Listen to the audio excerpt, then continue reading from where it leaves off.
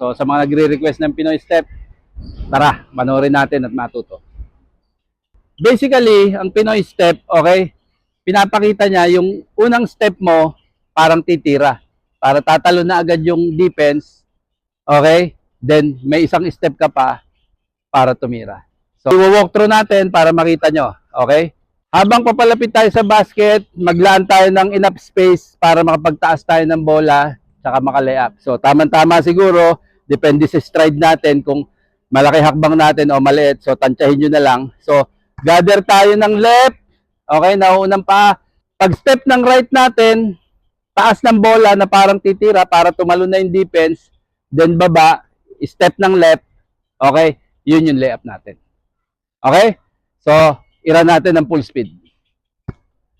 So, from right dribble to, okay, sa right dumrive, kasi maraming angle yan, kahit sa side, kahit sa ang position, pwede natin gawin to.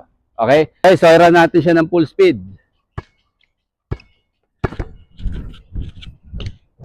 Pwede din siya sa side, okay, either side, okay, papakita natin kung paano siyang ginagawa. So, marami kasing nakakaloko dito pagka sa side ginagawa. So, diretso run na tayo ng full speed. So, sa other side, lalo dito, pag right-handed ka,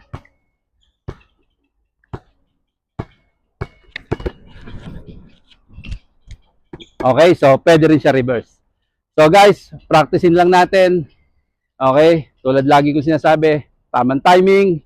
Okay, ulit-ulitin natin para magawa natin sa tunay na laro. So pwede nating i-practice sa limahan, then i-transform natin sa game.